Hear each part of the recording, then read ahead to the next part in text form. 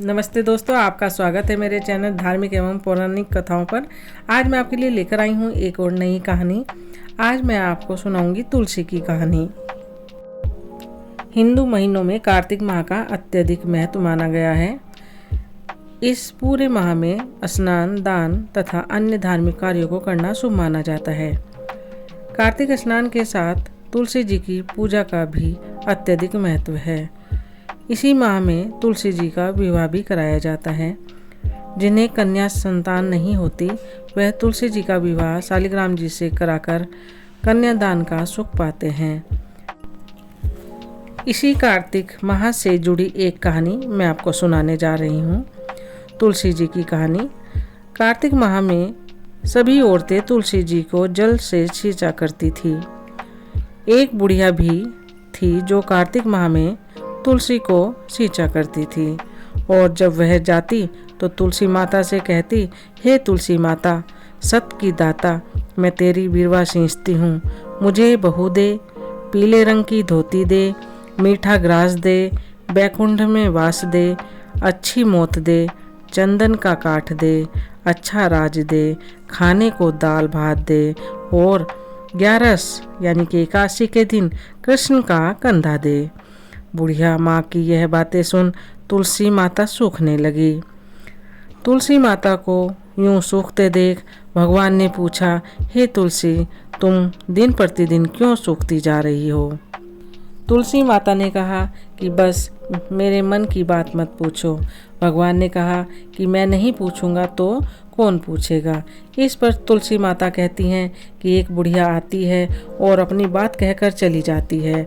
मैं उसकी सभी बातें पूरी कर दूंगी, लेकिन कृष्ण का कंधा कहाँ से लाऊंगी? भगवान कृष्ण बोले कि वह मरेगी तो अपने आप ही कंधा देने आऊँगा। तुम बुढ़िया माई से यह बात कह देना। इसके बाद बुढ़िया मर गई। बुढ़िया के मरने पर सारा गांव इकट्ठा हो गया और उसका अंतिम संस्कार आने पर उसे उठाने लगे, लेकिन वह बहुत भारी हो गई, जिससे उसकी अर्थी टस से मस नहीं हुई। सभी बोले कि यह तो बहुत संस्कारी थी, बहुत पूजा पाठ करती थी, कोई पाप नहीं किया, फिर यह इतनी भारी कैसे हो गई? बूढ़े ब्राह्मण के वेश में भगवान आए और कहने लगे कि यह भीड़ कैसी है। तब गांव वाले बोले कि एक बुढ़िया मर गई है और वह इतनी पापिन थी कि उसकी अर्थी नहीं उठ रही है, बहुत भारी हो गई है। भगवान बोले कि मुझे इसके कान में कुछ कहने दो, फिर यह उठ जाएगी। भगवान बुढ़िया के पास गए और उनके कान में कहा कि माई, तू अपने मन की कर ले, पीताम्बर की धोती ले, मीठा ग्रास ले, वैकुंठ में वास ले, चटक की चाल ले, चंदन का काठ ले, झालर की झनकार ले, और दाल भात को जी, और कृष्ण का कंधा ले। भगवान की सभी बातें सुनकर बुढ़िया हल्की हो गई। भगवान अपने कंधे पर उसे ले गए। बुढ़िया को मुक्ति मिल गई और बैकुंठ को चली गई।